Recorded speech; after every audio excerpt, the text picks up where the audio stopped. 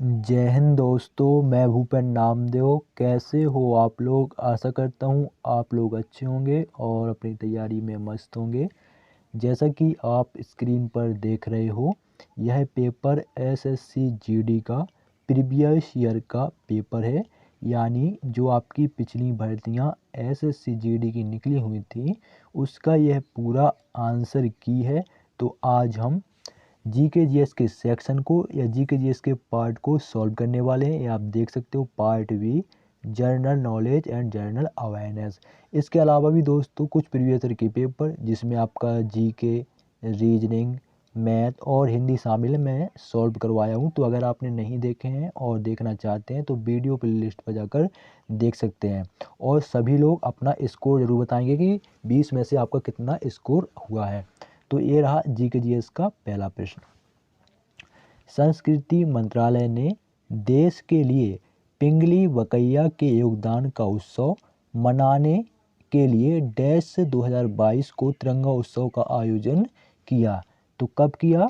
2 अगस्त 2022 को किया। कब किया? 2 अगस्त 2022 को। ठीक है। अभी हर साल आपका 2 अगस्त तिरंगा उत्सव के नाम से जाना जाएगा। किसकी याद में? पिंगली वकैया के योगदान के याद में। ठीक है। अगला देखिए, अगला प्रश्न है पॉलिटी से। और देखिए पॉलिटी के प्रश्न क्या है कि 2 से 3 प्रश्न आपको देखने को जरूर मिलते हैं, चाहे वो अनुच्छेद वाले हों चाहे मौलिक कर्तव्य वाले हों, लेकिन देखने को आपको जरूर मिलेंगे।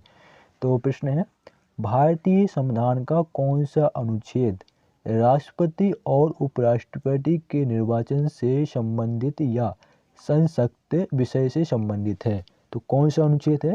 तो वो है आपका अनुच्छेद 71। और जो आपका ये वाला प्रश्न कई बार पूछा गया, बस क्या रहता है कि लैंग्वेज जो भाषा रहती है वो चेंज कर देता है, थोड़ा बहुत घुमा फिरा के पूछेगा, लेकिन पूछता है वही है। तो ऑप्शन 3 आपका अनुच्छेद 71 होगा। और एक प्रश्न और पूछा जाता है, भारत का प्रथम नागरिक कौन होता है? तो वो होता है आपका राष्ट्रपति। अगर पूछा जाए द्वितीय नागरिक तो वो होता है उपराष्ट्रपति। क्लियर? ये पूछा गया है एसएससी जीडी में भी। अगला प्रश्न करंट अफेयर्स से है, वो भी पहला भी करंट अफेयर्स से था। नवंबर 2022 तक की स्थिति के अनुसार निम्नलिखित में से कौन केरल भारत के राज्यपाल हैं? तो भैया केरल के राज्यपाल आपको बताना है नवंबर 2022 के अनुसार। तो भैया केरल के राज्यपाल हैं आरिफ खान मोहम्मद। कौन है? सॉरी, आरिफ मोहम्मद खान। ठीक है, ऑप्शन 2 बिल्कुल सही होगा। अगला प्रश्न देखिए, इसको क्या किया, आप इसको हिंदी में ट्रांसलेट कर लीजिएगा। Exports in excess of imports result in trade. तो इसका राइट आंसर हो सरप्लस। क्या राइट आंसर है? सरप्लस। तो ऑप्शन 1 इसका राइट आंसर होगा। इसको ट्रांसलेट कर लेना। ठीक है। अगला प्रश्न देखिए, 2022 के राष्ट्रपति चुनाव में द्रौपदी मुर्मू के प्रतिद्वंदी कौन थे? मतलब विपक्षी कौन थे? तो कौन थे? यशवंत सिन्हा थे। कौन थे? यशवंत सिन्हा। ठीक है। तो ऑप्शन 1 आपका बिल्कुल सही होगा। और ये जो भैया आपका ये मल्लिकार्जुन जो आपका खड़गे है, ये अभी वर्तमान में आपका कांग्रेस का क्या है? राष्ट्रीय कांग्रेस का क्या है? राष्ट्रीय अध्यक्ष है। अगला देखिए, अगला प्रश्न है खेलकूद। खेलकूद से भी आपके 2 से 3 प्रश्न देखने को मिलेंगे। आपके अवार्ड भी पूछे जाते हैं कि कौन सा अवार्ड कब दिया गया था। ठीक है। या कोई व्यक्ति पूछ ले, यह जो व्यक्ति है किससे संबंधित है, किस खेल से संबंधित है। अगला प्रश्न है, निम्नलिखित में से कौन सी ट्रॉफी महिला बैडमिंटन से संबंधित है? तो कौन सी ट्रॉफी? तो दोस्तों उबेर कप। कौन सा? उबेर कप ट्रॉफी जो है वो आपका महिला बैडमिंटन से संबंधित है। तो ऑप्शन 1 आपका बिल्कुल सही होगा। अगला प्रश्न देखिए, अगला प्रश्न फिर से यार इन्होंने इंग्लिश में दे दिया। क्या इंग्लिश थोड़ा कमज़ोर है? थोड़ा बहुत हमको तो समझ में आता है, लेकिन ट्रांसलेट करना यार क्लियर थोड़ी कर पाएंगे, तो गलत हो जाए, गलत नहीं बताएंगे। तो आप ऐसा करना, इसको ट्रांसलेट कर लेना। तो पढ़ देता हूँ। What best defines prokaryotic cells. आपने देखा होगा एक थिया इसमें प्रोकायोटिक और अप्रोकायोटिक एक थिया अंतर आता था हाई स्कूल में, अगर आपने साइंस पढ़ी होगी। ठीक है। सेल्स माने कोशिका होती है, तो आपकी प्रोकायोटिक कोशिका और अप्रोकायोटिक कोशिका, ऐसा कुछ आपका एक प्रश्न आता था हाई स्कूल में। ठीक है ना। तो आपका जो आपकी प्रोकायोटिक कोशिका उसकी बात हो रही है। इसमें आपका पहला दिया है उसने सिंगल क्रोमोसोम, मतलब एक क्रोमोसोम। क्रोमोसोम जानते हो, गुणसूत्र। और फिर दूसरे में दिया है मेम्ब्रेन बाउंड सेल, ठीक है, मेम्ब्रेन बाउंड सेल यानी कोशिका, ऑर्गेनलेस एब्सेंट, क्या, ऑर्गेनलेस एब्सेंट। तो ऑप्शन क्या होगा, ऑप्शन 3 बिल्कुल सही होगा, बोथ, पहला और दूसरा, मतलब दोनों इसके सही है, बोथ माने दोनों होता है, ठीक है, पहला और दूसरा दोनों सही है ये। तो आपका ये जो प्रायोकिटिक कोशिका है इसके बारे में ये दो आपके दिए गए थे, ठीक है, तो दोनों ही सही है, ठीक है, इसको ट्रांसलेट कर लेना। अगला देखिए, माता पिता या अभिभावक द्वारा अपने बच्चे या अपने प्रतिपाल्य को शिक्षा के अवसर प्रदान करना, इस कर्तव्य को किस संविधान संशोधन अधिनियम द्वारा मौलिक कर्तव्यों में शामिल किया गया है। तो कौन से, तो दोस्तों 86वें, कौन से 86वें संविधान संशोधन अधिनियम द्वारा इसको मौलिक कर्तव्यों में शामिल किया गया है। तो ऑप्शन 4 बिल्कुल सही होगा। अगला प्रश्न देखिए, अगला प्रश्न थोड़ा छोटा कर लेते हैं इसको ताकि और पूरा आपको अच्छे से दिखे। निम्नलिखित में से कौन सा भारतीय राज्य बांग्लादेश और म्यांमार दोनों के साथ सीमा साझा करता है। तो कौन सा राज्य है, तो दोस्तों वो है आपका मिजोरम। कौन सा राज्य है, मिजोरम, ठीक है, जो कि आपका बांग्लादेश से भी आपका मिजोरम की सीमा लगती है और म्यांमार से भी उसकी सीमा लगती है, बंगाल की खाड़ी से वहीं पे सटा हुआ है, समझ में आया, ठीक है। और एक प्रश्न और पूछा जाता है, ऐसा कौन सा राज्य है जो आपका तीनों ओर से ये बांग्लादेश से घिरा हुआ है। तो कौन सा है, त्रिपुरा। अगला देखिए, अगला प्रश्न है, मार्च 1919 में एक खिलाफत समिति का गठन डैश में किया गया था। तो कब किया गया था, तो दोस्तों आपका दिल्ली में किया गया था, कब नहीं, कहाँ किया गया था, दिल्ली में किया गया था, ठीक है। मार्च 1919 में आपका खिलाफत समिति का गठन हुआ था जो कि आपका दिल्ली में हुआ था, ठीक है, ऑप्शन 4 बिल्कुल सही होगा। ये प्रश्न भी आपका दिल्ली पुलिस में ही पूछा गया है ये वाला, ठीक है। अगला प्रश्न देखिए, तो ये तो आसान है, इसमें कोई दिक्कत नहीं है। Dash is an example of plastic money. तो प्लास्टिक मनी का आपको उदाहरण बताना है। तो हार्ड कैश तो आपका प्लास्टिक मनी का उदाहरण नहीं है, लीगल टेंडर ये भी नहीं है, क्वाइंस माने सिक्का ये भी नहीं है, क्रेडिट कार्ड, ठीक है ना, क्रेडिट कार्ड कैसा, तो प्लास्टिक ही तो होता है, तो आपका क्रेडिट कार्ड जो है वो आपका एक प्लास्टिक मनी का उदाहरण है। तो ऑप्शन 4 बिल्कुल सही होगा।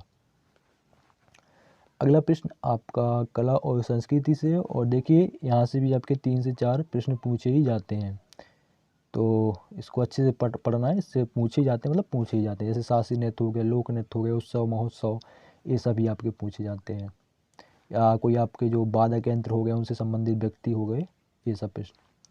प्रश्न है, नृत्य नाटक गौरी भारत के निम्नलिखित में से किस राज्य में प्रमुख रूप से अभिनीत किया जाता है या किस राज्य से संबंधित है।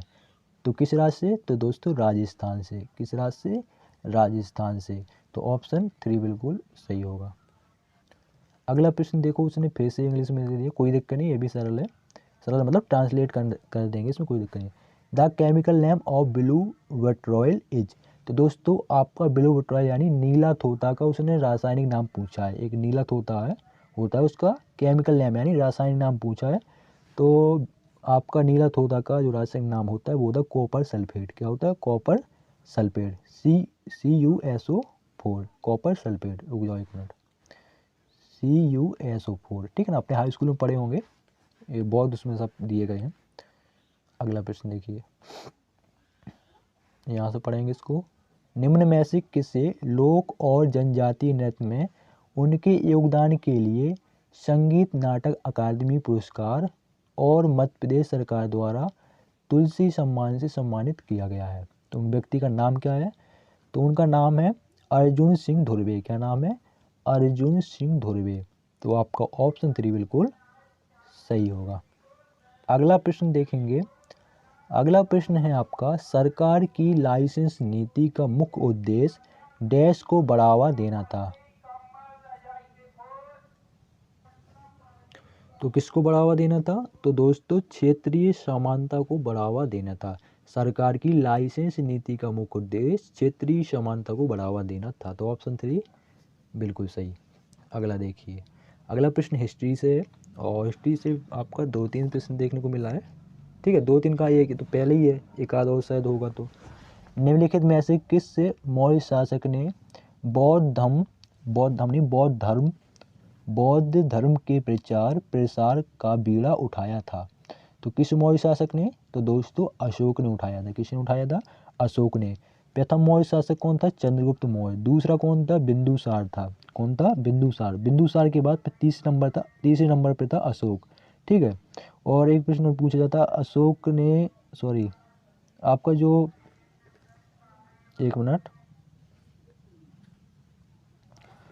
आपका जो सांची का स्तूप है वो किसने बनवाया था? तो दोस्तों वो आपका अशोक ने ही बनवाया था। कहाँ पर स्थित है? मध्य प्रदेश में। ये प्रश्न आपका दिल्ली पुलिस और एसएससी जीडी में कई बार पूछा गया, बहुत इंपॉर्टेंट प्रश्न है। ठीक है। अगला प्रश्न, डैश खातों में कोई न्यूनतम शेष राशि बनाए रखने की कोई आवश्यकता नहीं है? तो दोस्तों प्रधानमंत्री जन धन योजना खातों में कोई न्यूनतम राशि बनाए रखने की कोई आवश्यकता नहीं है। तो ऑप्शन 2 बिल्कुल सही होगा, प्रधानमंत्री जन धन योजना।